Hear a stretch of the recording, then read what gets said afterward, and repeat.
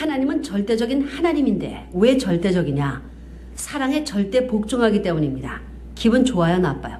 또 하나님은 무소부재하십니다. 무소부재. 하나님의 사랑이 없는 곳이 없어요. 모든 종교의 신은 상대적인 신에 불과하였다는 결론이 되어 각 종교를 통해 세워지기로 되었던 절대적 가치관, 즉 하나님의 사랑과 진리에 관한 이론은 상대적인 것에 머물고 있습니다. 즉 이때까지 종교는 혼란을 수습할 수 있는 절대적 가치관을 세울 수 없다는 결론이 서게 되는 것입니다. 그것은 모든 종교가 절대자에 대한 정확한 해명을 내놓지 못했기 때문에 생기는 필연적인 결과라 아니할 수 없습니다. 각 종교마다 그 교리가 성립되는 근거로서의 절대자가 있습니다. 유대교의 절대자는 여호와 신이요, 기독교의 절대자는 God, 즉 하나님이요, 회회교의 절대자는 알라 신입니다. 유교나 불교는 절대자를 명시하고 있지는 않지만 유교의 덕목의 근본인 이는 천명과 연결되기 때문에 천이 유교의 절대자라고 볼 수 있으며, 불교에서는 제법은 항상 변화하며 진리는 제법의 배후에 있는 진여에서 찾을 수 있다고 하니 진여가 불교의 절대자라고 볼 수 있습니다. 새로운 종교를 위한 본체로는 종래의 모든 절대자가 각각 별개의 신이 아니라 동일한 하나의 신임을 밝혀야 합니다.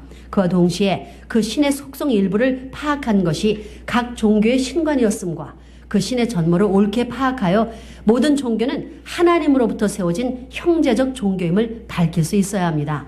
뿐만 아니라 그 본체로는 하나님의 속성과 함께 창조의 동기와 창조의 목적과 법칙을 밝혀 그 목적과 법칙이 우주 만물의 운동을 지배하고 있다는 것과 인간이 지켜야 할 규범도 결국 이 우주의 법칙, 즉 천도와 일치함을 해명해야 할 것입니다. 1982년 11월 25일 통일교의 원리가 위대한 것이 무엇이냐면 창조성이 구체적이라는 것입니다.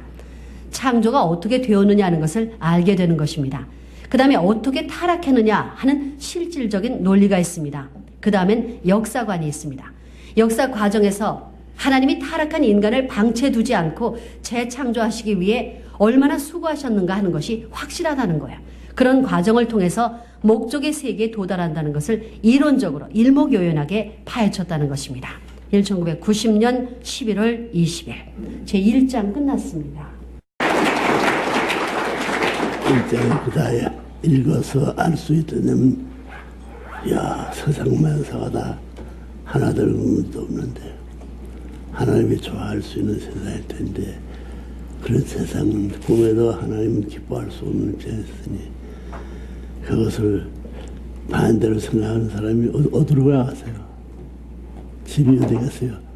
산꼭대기를 지는 줄 알았더니 바다 물 가운데 집이 있다고 바다를 다 없어지는 거예요. 바다의 물에 힘을 막고 자기가 존재할 수 있는 힘이 없는 연약한 존재들이니 우주의 그 맥박을 돌아가지고 어디에 존재해요? 충청북도 살아갈 것이 너들이 아무것도 모르고 앉아가지고 나 통일교 교인이요 선생님이 그런 선생님이라고 그런 생각하지 말라고. 어? 충청북도의 충자는 가운데 중자 밑에 마음심자가 있어서 충자가 그 중심의 위치를 차지하고 있다고 칭찬해 주셨다는 것이 그것이 참 자랑이었었습니다. 오늘 왜 이렇게 사람이 많이 모였나 충청도가? 어? 떠나는 줄 알아? 지난주에 충청도가 조금 숫자가 적게 와서 하면 좀 걱정하고.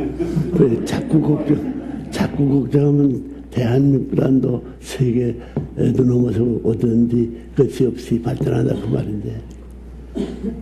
응? 그래. 왔으면 다 걱정 안 할 수 있는 사람들이야 다. 다 이게 천성이라는 게 무서운 책입니다.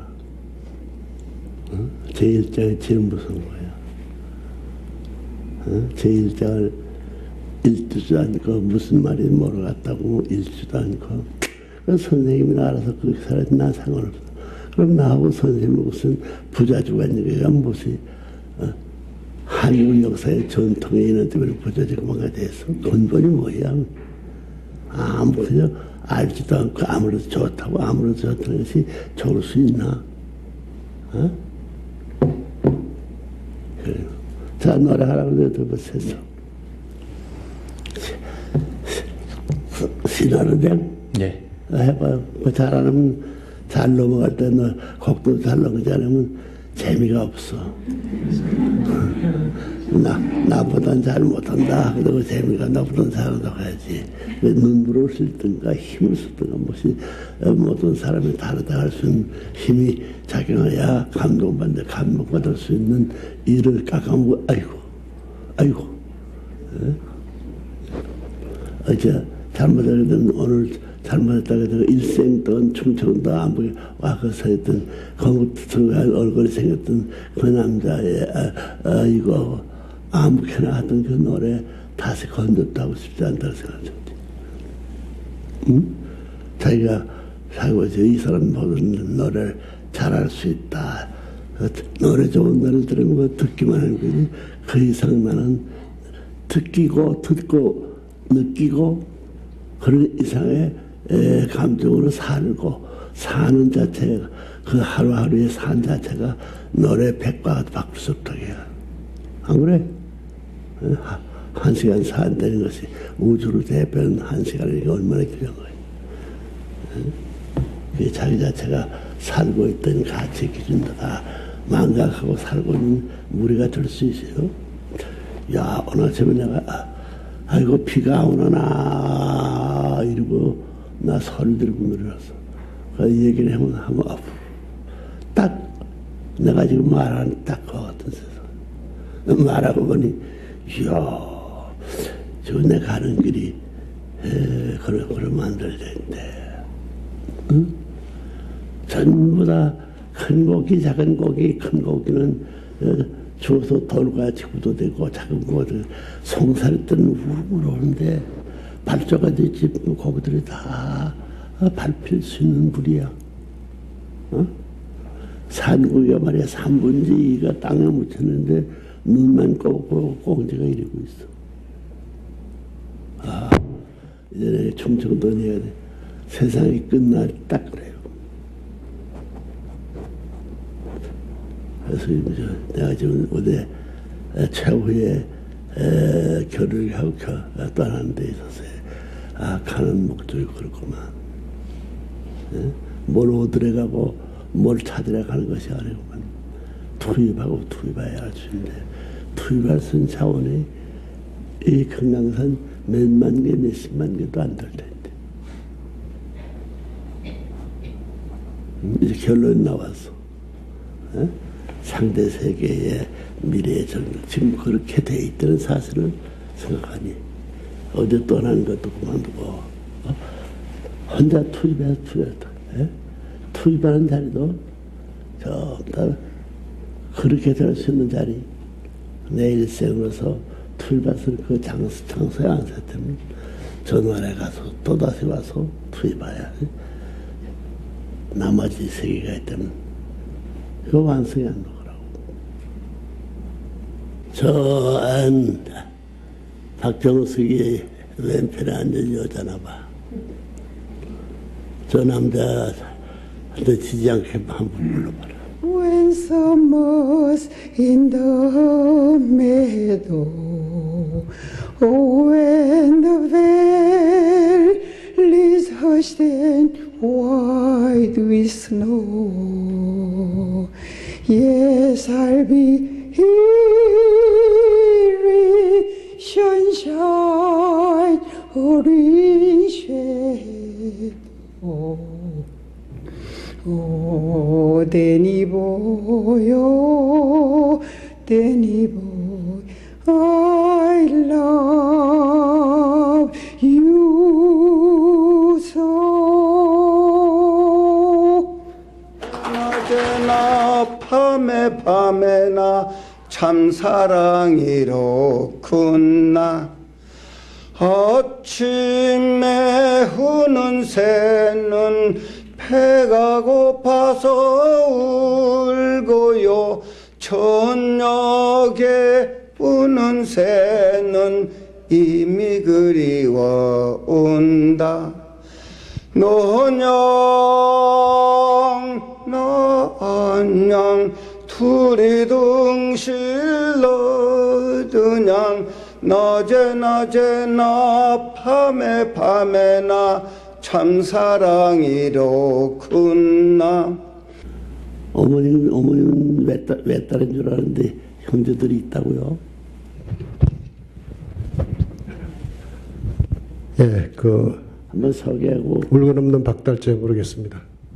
한번 소개하고 자기가 어떻게 돼서 어머니냐 하는 것을.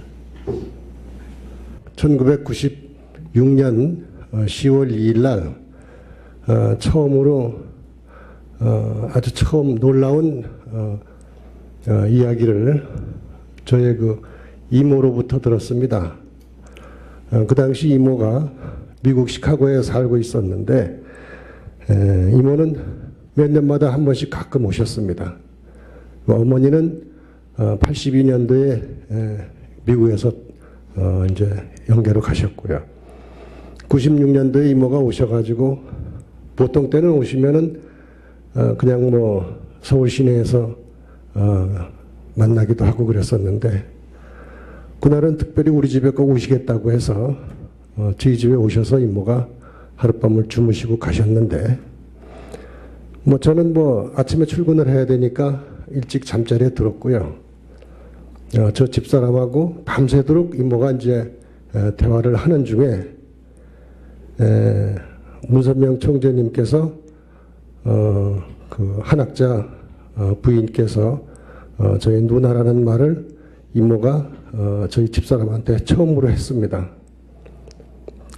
집사람도 놀랐지만은 다음날 아침에 밥 먹는 자리에서 그 말을 듣고 저는 그야말로 큰 충격을 받았습니다. 왜냐하면은 비록 교회를 잘 나가지는 않았지만은 어렸을 때부터 감리교 기독교의 신앙을 하였었고 막연이지만은 통일교에 대한 나쁜 선입감들을 많이 가지고 있었기 때문에 아마 더 충격적이 않았었나 그렇게 생각이 됩니다.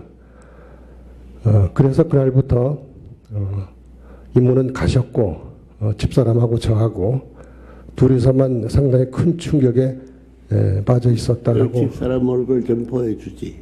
오늘 같이 안 한다? 예, 오늘 안 왔습니다. 데려오지.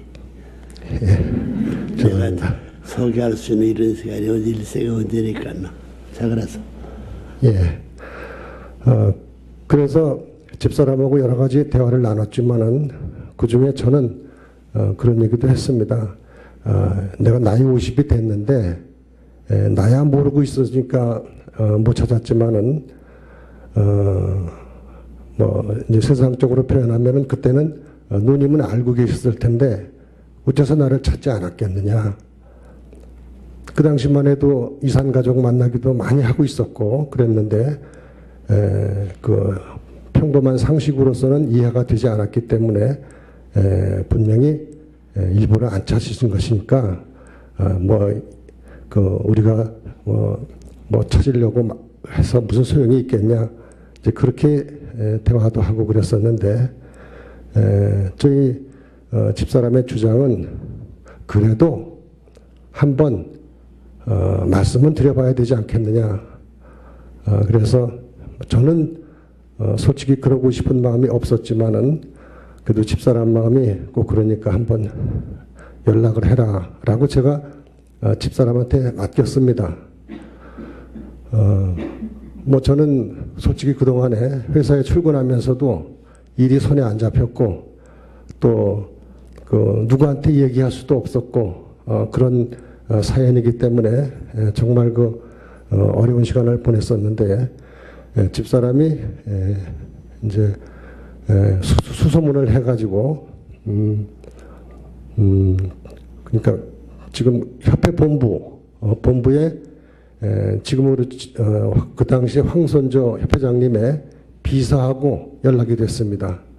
그 비서한테 집사람이 무조건 꼭 전할 말이 있으니 협회 의원님하고 통화를 하게 해달라. 그러니까 뭐 협회장인지도 모르고 제일 높으신 분하고 통화를 해야만 된다.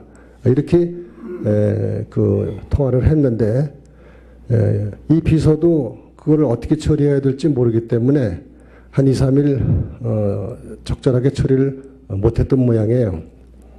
그 입장에서도 생각해 보면 하도 그런 이야기가 가끔씩 있으니까 또 그거를 바로 보고하기가 어려웠던 거라고 짐작이 됩니다.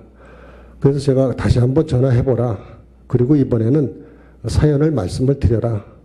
확실하게 전달을 해라. 그게 좋겠다. 그렇게 했습니다. 그래서 집사람이 전화를 다시 해가지고 이러이러한 내용을 우리가 들었는데 이름은 누구고 이렇게 간략하게 제 얘기를 하고 그리고 사실이다 아니다에 대한 확실한 회신을 받았으면 좋겠다라고 말을 하라고 그랬습니다. 그랬더니 집사람이 바로 이제 그런 이야기를 비서한테 했습니다. 그러니까 비서는 또 정확한 내용을 받았기 때문에 그 보고를 황선조 회장님한테 하지 않을 수가 없었겠죠. 바로 회장님께 보고를 했던 것 같습니다. 당시 저는 황선조 회장님의 뭐 얼굴도 모르고 이름도 몰랐지만은 나중에 회장님께서 그 당시 일을 얘기를 해주셨는데 놀랍게도 그 몇 달 전에 참 어머님께서 황선조 회장님한테 갑자기 그야말로 밑도 끝도 없이 동생이 있으니 찾아라 라고 지시를 받으셨다고 합니다. 그러니까 황선조 회장님은 또 저를 찾는다고 이름도 모르고 말씀 그대로 성만 알고 아버지 선친의 이름만 알고 전함만 알고서 찾기 시작을 했다라고 합니다. 그래서 뭐 세계일보 기자를 통해서 조사도 하고 또 미국에도 알아보고 그랬었는데 정확한 이름도 모르고 그러니까 그 제대로 찾아지지가 않았던 좀 난감한 상황이었었는데 그런데 그런 전화를 받았다는 소식을 비서한테 듣고서 그야말로 놀라셨다는 그런 얘기를 하셨습니다. 그래서 그날로 바로 황선조 회장님을 뵙게 되었습니다. 그리고 회장님으로부터 그날 처음 세상적으로 보면 누님이고 또 참 어머니에 대한 그 존영을 그날 처음 뵐 수가 있었습니다. 첫 번째 본 느낌은 뭐 제 느낌에서는 그야말로 어쩌면 이렇게 아름다우실 수가 있을까 그런 느낌이었습니다. 어떤 세속적인 아름다움보다는 그야말로 마음속에 깊은 곳에 그 아름다움을 품고 계신 그런 모습이었기 때문에 상당히 감동적이었었습니다. 그로부터 이제 황 회장님께서 부모님께 저를 찾았다는 보고를 드렸고 그리고 몇 달이 흘렀습니다. 몇 달이 흐르는 동안에 솔직히 저는 좀 갑갑했습니다. 인간적으로 보면은 저였다면 바로 뭐 동생한테 전화도 하고 또 보자든가 뭐 그런 얘기가 있을 법한데 전혀 그런 얘기가 없이 그 하루 이틀 자꾸 가는 거예요. 그래서 저는 그렇다고 또 자꾸 뭐 어떻게 되냐 매번 물어보기도 참 힘들고 그래도 나이 50이 되니까 눈치가 좀 뭐 일 있는가 보다 말 못할 어떤 그런 내용이 있는가 보다라고만 그냥 짐작을 하면서 시간을 보냈는데 회장님께서 한 번은 원리 강의를 들으십시오. 이제 그렇게 말씀을 하십니다. 그래서 속으로 기독교에서도 뭐 이렇게 배우는 게 있는데 그거를 배워야만 되는가 보다. 그래서 예 알겠습니다 하고 순종을 하면서 12월 달부터 이제 그해 12월 달부터 협회 본부에서 저희 집사람하고 둘이 가서 원리 수련을 받았습니다. 그 당시에 처음으로 생애 처음으로 원리 강의를 해주신 분이 조육현 목사님인데 그분이 지금 저희 양천교회에 또 목사님으로 오셨습니다. 그래서 다시 만나서 지금 일을 하고 있습니다. 그러고 있습니다만은 그 원리강 말씀을 들으면서 제가 참으로 새로운 말씀이다. 정말로 이거는 이치에 맞고 올바른 말씀인데 왜 이런 말씀이 이렇게 잘 알려지지 않고 이제야 내 그 마음속에 들어오는가 하는 생각이 아쉬움이 있었습니다. 저는 그때 한 가지 그 질문을 목사님한테 했습니다.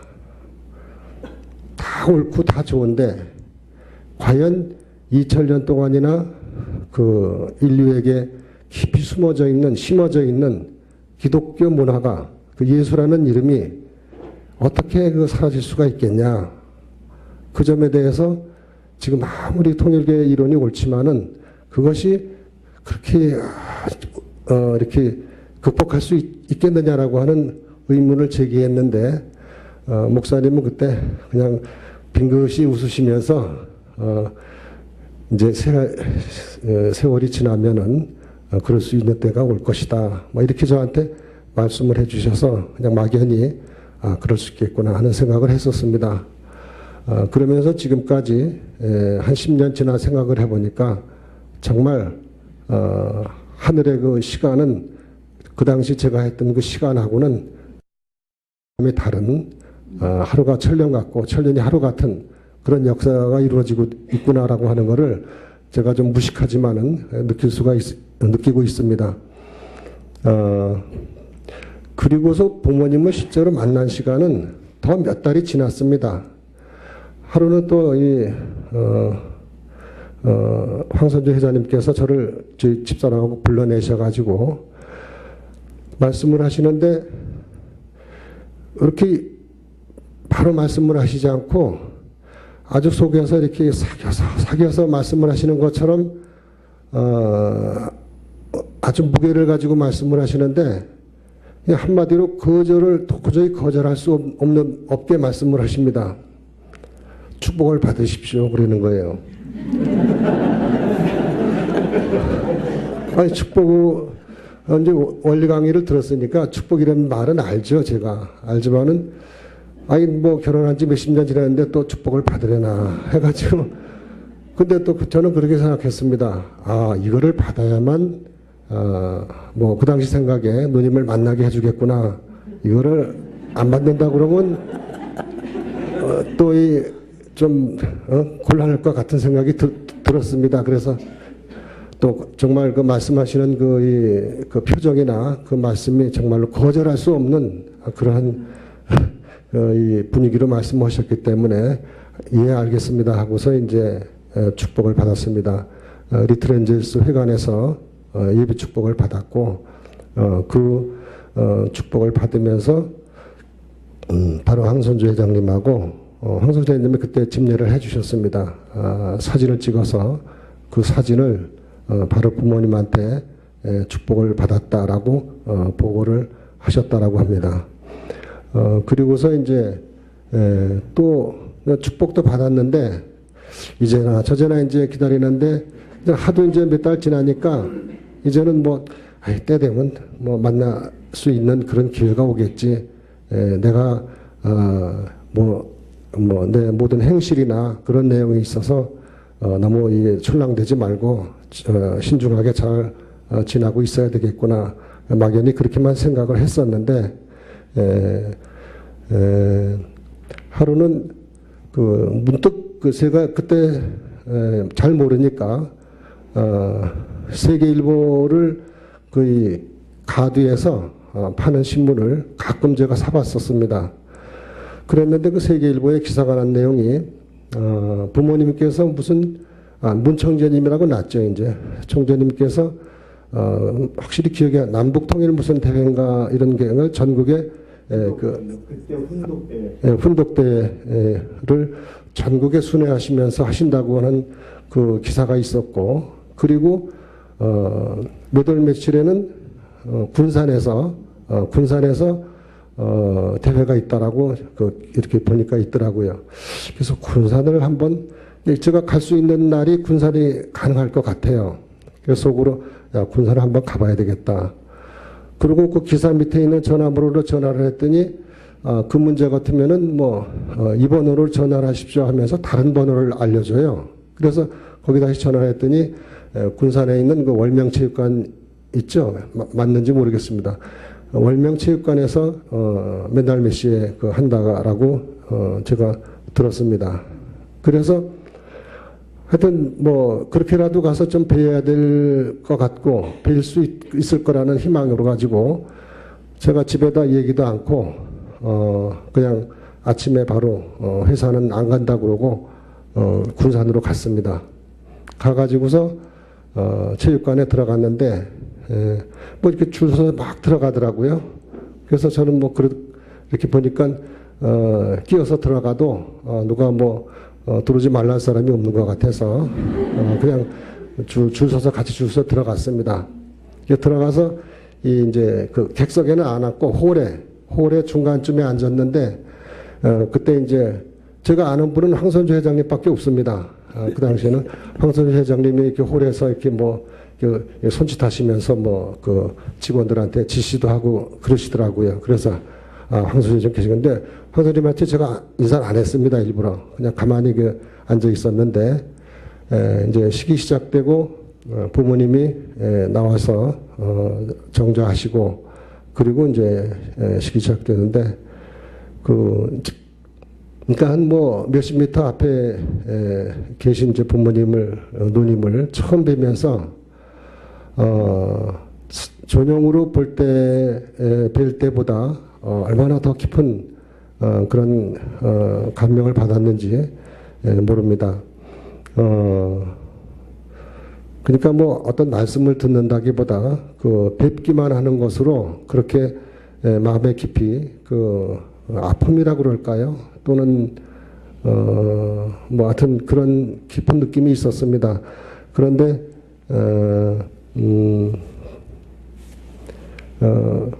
한 가지 느낀 거는 어쩌면 저렇게 의자에 꼼짝도 않고 앉아 계실까 하는 그런 점이 또 느껴졌습니다. 한 3시간을 그 행사를 하는데 어떻게 너무 힘드시겠다. 저렇게 3시간 동안 정말 움직이지 않고 앉아 계시려면 얼마나 힘드실까 그런 생각이 들었습니다. 지금은 그것이 충분히 이해가 되지만은 그 당시에는 상당히 충격적인 그런 내용이었고 그런 느낌이 있었습니다. 그래서 마치고 나오는데 비가 엄청나게 와요. 우산 준비 안 했지. 비로 홀딱 맞고 이제 서울에 오니까 저녁 때가 다 됐습니다. 그래서 집사람이 여러 번 저한테 그때는 이제 삐삐 호출기를 쳤는데 종일 호출기가 연락이 안 되니까 이제 제가 이제 서울에 도착하자마자 집에 전화를 했더니 어디 갔길래 하루 종일 연락이 안 되냐고. 사실은 군산에 갔다 왔다. 그렇게 얘기를 하고 자세한 건 가서 얘기를 하겠다. 집에 와서 그 얘기를 했습니다. 그래서 저는 그냥 때가 되면 뵐 수 있겠지라고 생각을 했었는데 그러고서 군산에 갔다 온 것으로 이렇게 위안을 삼으려고 했었는데 제가 확실한 내용은 모릅니다만은 집사람이 아마 그 내용을 황선주 회장님한테 말씀을 드린 것 같아요. 그러니까 그래서 좀 더 빨리 부모님을 뵐 수 있는 기회가 오지 않았나 생각을 하고 그래서 97년 3월 18일 부모님께서 아마 출국하기 하루 전쯤인가 그렇게 기억이 납니다. 연락이 와서 아무나 나무에 몇 시에 오라고 그래서 한남동에를 처음 갔습니다. 그래서 여러 간부님들이 회의하시고 이제 그러시는 것 같았는데 그 앞쪽에 있는 별도의 접견실에서 처음 부모님을 뵈었습니다. 그날 황 회장님께서 부모님을 뵈면은 경배를 올리십시오 해서 예 알겠습니다 했고 경배를 올리고 처음으로 뵙게 되었습니다. 요것까지만 말씀을 드리겠습니다. 그날 일곱 시경인가 이제 경배를 올리고서 그 자리에는 저하고 집사람하고 황선조 회장님하고 부모님 양이분하고 이렇게 이제 접견실에 앉아 있었는데 11시경까지 말씀을 하셨습니다. 저는 부모님을 처음 뵈었는데 뭐 참으로 그 어머님은 별로 말씀을 안 하셨고 아버님께서 이게 7시 뭐 한 1, 20분부터 계속 11시까지 말씀을 하셔서 전 솔직히 상당히 놀랐습니다. 이렇게 처음 만나는 세속적으로 보면은 처남을 앉혀놓고서 처남 부부를 앉혀놓고서 솔직히 그때는 무슨 말인지 제가 잘 못 알았죠. 뭐 오목골록도 얘기하셨고 근데 정말로 이해하기 어렵고 생소한 그런 그 말씀을 그것도 3시간씩이나 하시니까 그래도 긴장이 돼서 뭐 꼼짝 않고 다 들었습니다. 그렇지만은 듣고 나선 머릿속에 남는 건 없었지만은 그러나 정말 그렇게 말씀하시는 그 심정이 오죽하면 저렇게 말씀을 하시나 하는 그런 내용이 제가 이제 그 뭐 이렇게 그 들은 얘기로 정말 그 초창기부터 많은 박해가 있었기 때문에 그런 거를 정말 극복하고 이기기 위해서는 어떤 저렇게 말씀하시는 그런 열정이 그런 어떤 그 끈질긴 힘이 있어야만 그래 가능하지 않았었겠느냐 그런 느낌만 제가 받았었는데 정말로 그건 저한테 상당히 큰 충격이었습니다. 그래서 부모님을 첫 번째 만난 그래서 정말 긴 말씀 지금 생각하면은 그렇게 말씀하신 그 내용이 충분히 이해가 되지만은 그 당시에는 정말 그 제 생애에 새로운 충격이었다 이렇게 말씀을 드리고 감사합니다.